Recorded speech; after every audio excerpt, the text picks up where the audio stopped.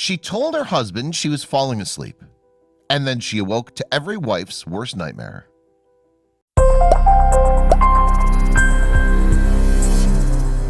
One afternoon in May 2015, Sheryl Sandberg and her husband were relaxing while on a vacation with friends in Mexico.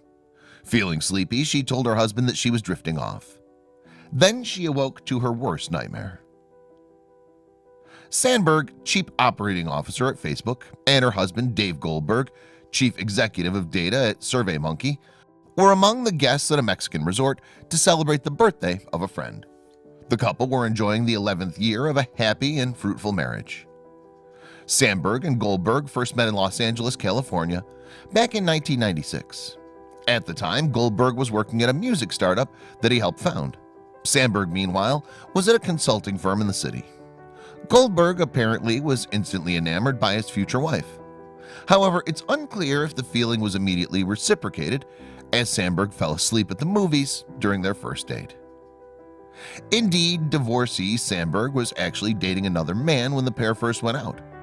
Goldberg, meanwhile, was smitten by her, but it seemed that it just wasn't to be when Sandberg moved away to Washington, D.C., not long after their movie date. The pair then remained friends for a few years until 2001, when they met once again after Sandberg took a position at Google in San Francisco. Even though Goldberg still lived in LA, the pair, now both single, decided to go on a joint winter vacation. What's more, the couple became close during the trip, but it wasn't until weeks later that they finally went on their first proper date, a jaunt to South America no less. The idea came from Goldberg, who had a passion for planning travel. Speaking about the romantic escapade in 2013, he told Time magazine, "When you're friends with someone, you can't just go out to dinner and say, okay, now this is a date. You've got to do something very different. It was either going to work out really well or it was going to be a disaster." The trip was a big success. Nevertheless, despite Sandberg, who was in training for a forthcoming marathon, pressuring Goldberg into a rigorous hike up a Chilean volcano, love was blossoming. And within a few months, the pair were renting a house together while Goldberg shuttled between LA and San Francisco. It wasn't long before the couple were engaged, but work commitments meant that it was tough for Goldberg to leave LA. It wasn't until the couple made the choice to have children that he eventually left LA behind and relocated to San Francisco. Goldberg left behind his beloved music venture, which he had started with his high school best friend, and started a new life in the shadow of the Golden Gate Bridge as he took over the helm at SurveyMonkey. The pair were then blessed with 2 children, and Goldberg was a devoted dad who prioritized spending time with the family, including mealtimes. On other occasions, the family would gather round and enjoy online games together. The couple seemed to have the perfect family life.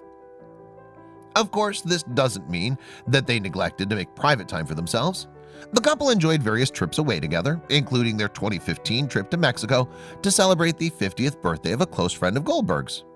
Sandberg and Goldberg joined their friends at a plush resort in Punta Mita. But after Sandberg awoke from her nap and could not find her husband that day, she sensed that something wasn't right.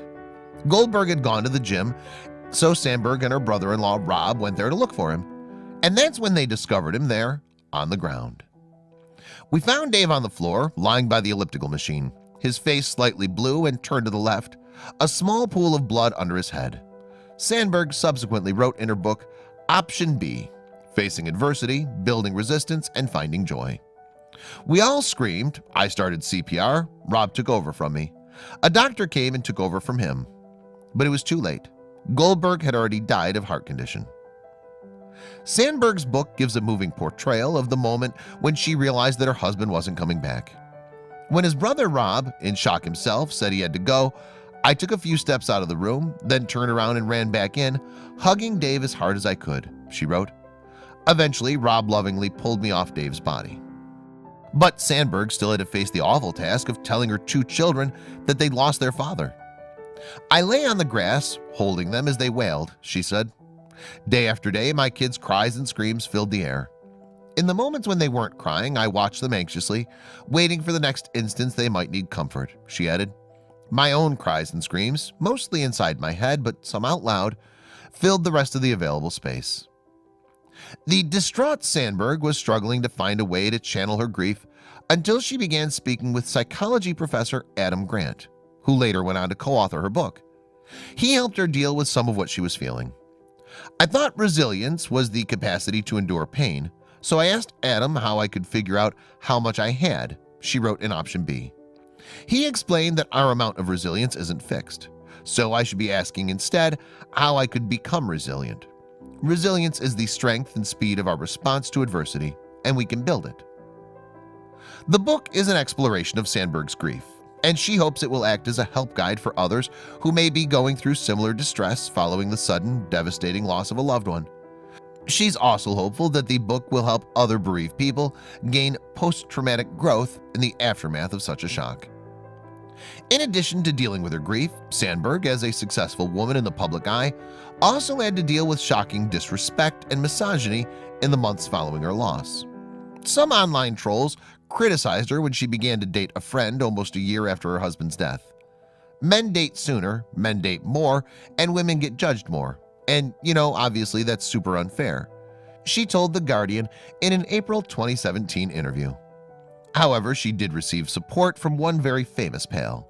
That friend was Mark Zuckerberg, who had headhunted her for a role at Facebook back in 2008. Appearing on the Ellen DeGeneres show, Sandberg said, "One thing that was really important that I learned from Mark Zuckerberg, my 15 years younger boss, was that it's not just telling people they can have time off, it's building their self-confidence." She painted a candid image of Zuckerberg and how his support helped her through tough times in the workplace, saying, "People said to me what I used to say to people. Oh, with everything you're going through, you couldn't possibly contribute. They were trying to be kind, but I was like, oh my God, I'm never going to be able to do my job." What was kinder was what Mark did. He would say, "You made a good point. You can come in if you want, but you made a good point today." I'm pretty sure that wasn't true. I wasn't making any good points. But he told me, "I want you here and you have value." It's clearly been a truly difficult few years for Sandberg and her family, who seemed to have it all until that tragic day in May of 2015. But Sandberg is now on a mission to give hope to others who are going through similar ordeals. And the way she's turned the loss of her beloved husband into a journey to help others is one ray of light in this otherwise desperately sad story.